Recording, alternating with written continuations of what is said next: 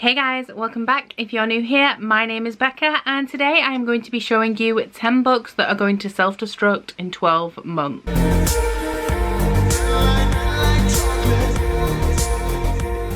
So what I mean by that is that I'm going to be showing you 10 books from my shelves that if I don't read them in 12 months, I'm going to unhaul them. I had this video idea and I can't remember what sparked it, but then I went to pick the books off my shelves literally just before I started filming this video, and it was so easy to pick 10 books that I would consider unhauling if I hadn't read them, because I just don't have that much interest in them.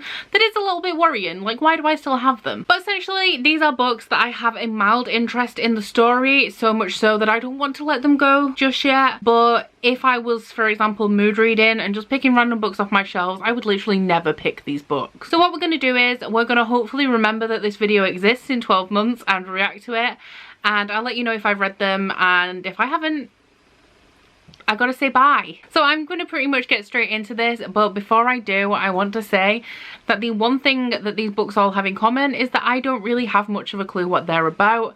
And I guess you could also say that if you've been around here a while and know what I read, these are not my usual genres. So this video is gonna be a wild ride. So first up, the only book that I have kind of a little bit of an idea about is Before I Fall by Lauren Oliver.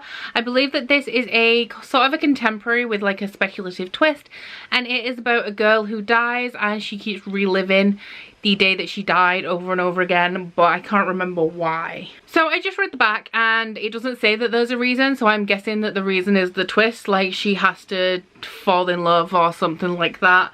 But yeah, I am kind of interested in this story, but at the same time I'm just not reaching for it. So next up we have The Silver Linings Playbook by Matthew Quick, and I have seen the movie of this starring Bradley Cooper and Jennifer Lawrence.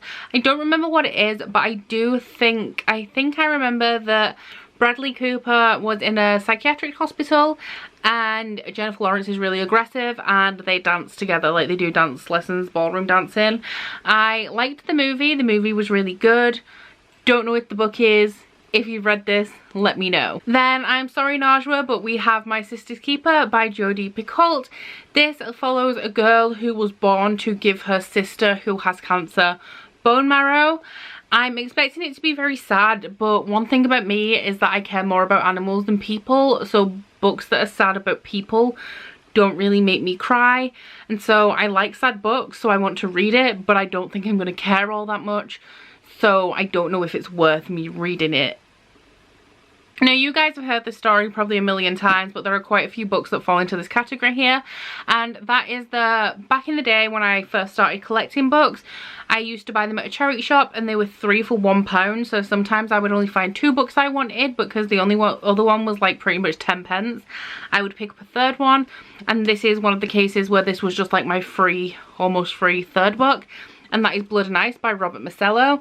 Now I always thought that this was a vampire or a werewolf book, so I did a massive unhaul sometime last year and I was going to unhaul this, but then I read the back and that intrigued me. So if you guys have read this, let me know if it's good, because the back says that it is about a guy who is going to write a feature about a research station in the Antarctic, and he goes diving and he finds a man and a woman chained together in the ice. So then they bring them up for like research and thaw them out, and something to do with that. I don't know if it's a horror, if it's like a thriller, if it's paranormal, but the synopsis really intrigued me, so let me know if you've read this and if it is good. Then we have Let's Get Lost by Sarah Manning. This is a contemporary by the author of Guitar Girl. I read Guitar Girl back in the day when I was like 12 or 13, which is why I picked this up. I remember not liking Sarah Manning. I used to compare her to Sarah Dessen, who I prefer much more, but I think this is like a contemporary romance, like written for, I think it's a UK author, and it's like a teen book as opposed to like a young adult. Now this is another one of those books that I picked up in the 3 for £1 thing, and this book, okay, I never had any interest in it when I bought it, but there's just something about it that keeps me holding on to it, and it is The Lost Book of Salem by Catherine Howe. Now I've just read the synopsis and I believe that this is about a woman who is clearing out her grandmother's cottage and she finds a letter that is dated 1692, which is around the time of the Salem witch trials, and then she also finds like a book, and it might be a magic book, there might be magic in this, it might be historical fiction, it might be a mystery. I don't know, but there's just something about it that won't let me let it go, so I think I should probably read it. I have this one because it was popular back in the day, and that is The Duff by Cody Keplinger. This is like a high school contemporary. I believe it's quite problematic and vapid, and does it stand for the designated ugly fat friend? So it's the idea that in every group of friends there's one that's only there to be the ugly fat one that everyone makes fun out of. Probably problematic, but I have it.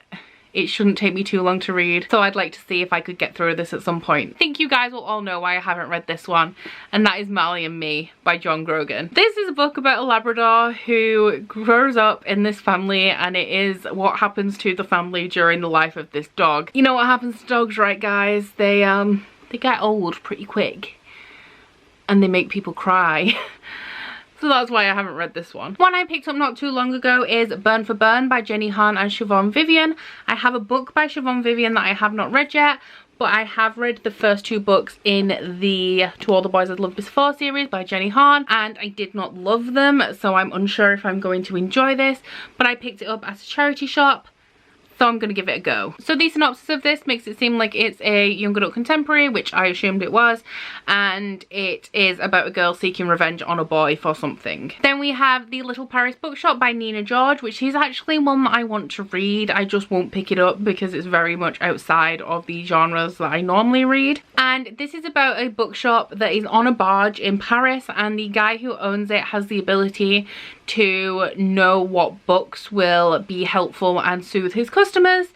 That's all I know about this. I bought it not long after I'd been to Paris, so I was feeling sentimental, and it's about a bookshop and I like books, but it is kind of like just is it like chick lit? It's not literary fiction. It's like it's an adult contemporary probably, and that's something that I just generally don't really read. And then the last one is probably the most beloved one on here, but that is Gone Girl by Gillian Flynn. I've had this for absolutely forever. I watched the movie, but I literally do not remember the movie at all, so I don't remember the plot twist. So I think that I would still be compelled by this.